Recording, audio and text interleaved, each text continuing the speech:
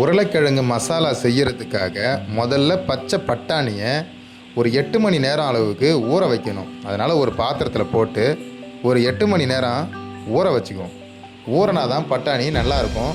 அதனால் முதல்ல பாத்திரத்தில் மாற்றி அதை நல்லா தண்ணி விட்டு ஒரு 8 மணி நேரத்துலேருந்து ஒரு 9 மணி நேரம் வரைக்கும் நல்லா ஊற வைக்கணும்.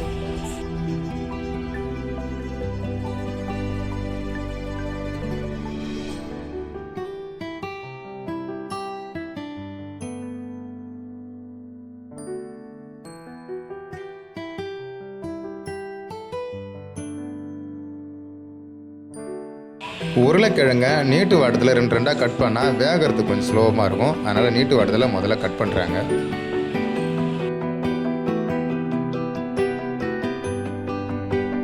உருளைக்கிழங்கு மசாலா வேக வைக்கிற முறை இதுதான். முதல்ல உருளைக்கிழங்கை நல்லா தண்ணியில் நல்லா கழுவிட்டு அதுக்கப்புறம் ஒரு வட்டாவில் இதை நல்லா வேக வைக்கிறதுக்கு அள்ளி ஒன்றா சேர்க்கலாம்.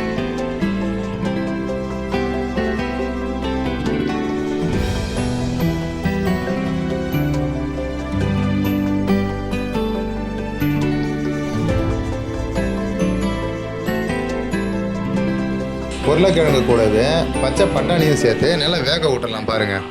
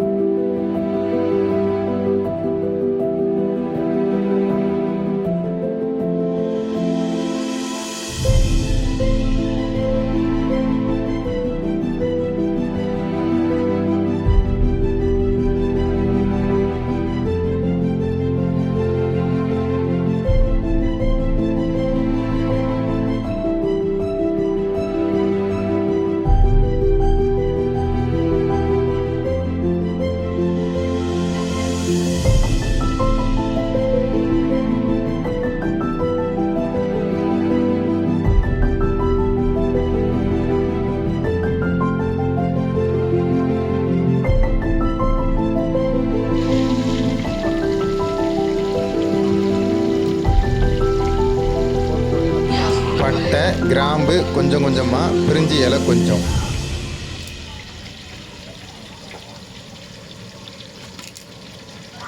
போதும், நான் 4 உருளைக்கிழங்கு தானே தெரிஞ்சிருங்க போட்டுவிட்டு 10 மிளகா போட்டு.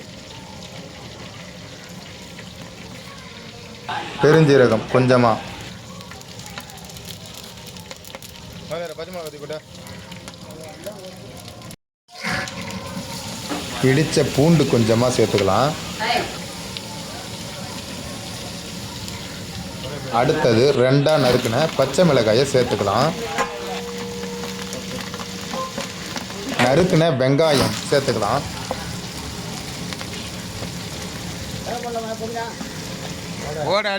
புதினா தழையை கொஞ்சம் சேர்த்துக்கலாம்.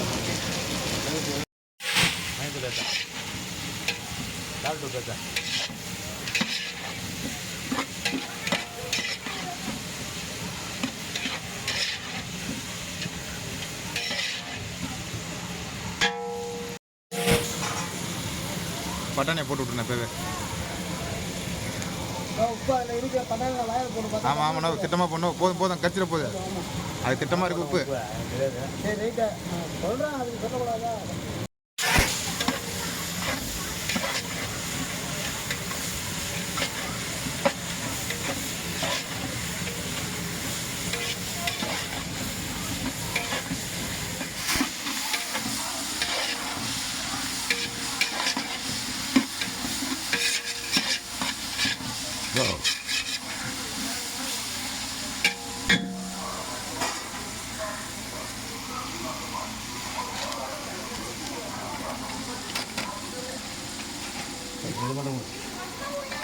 ஏற்ற மூணியா நல்லாயிருக்கும்.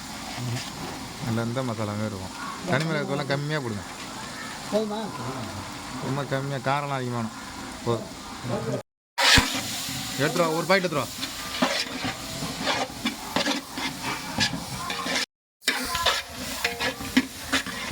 பட்டாணி தூக்கி கொட்டு. அது சூட ஏற்றாது. கிழங்கு போடு, கிழங்கு போடு. இப்போ போடாது, நான் நல்லா கிண்டி விடணும். ஃபஸ்ட்டு உடனாது.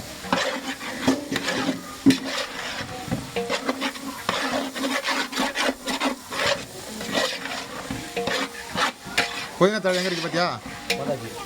போட்டாச்சா? தேங்காய் பூ போடலாம். சரி போட்டு தேங்காய் பூ போடுங்க. மேலே வதக்கலான்னு பார்த்தாங்க. தேங்காய் பூ அள்ளி போடுமா இல்லையா? அதில் பாதி போட்டு பாதி எடுத்து பாதி மட்டும் போடு. அள்ளி தெளிச்சு விடு.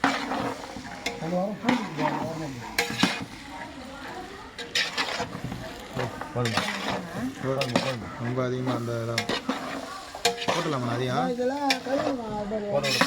எடுத்துடா போடு. போடுமா? காரங்காரம் தான் தெரியுது.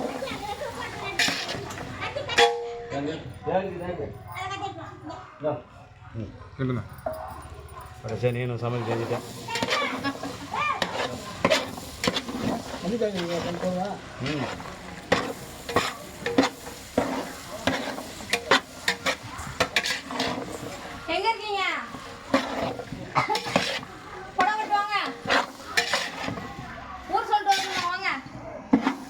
நான் கையில் ரவுண்ட் அள்ளி காட்டினாரு. அள்ளி தூக்க விட குளுக்காத. Right right.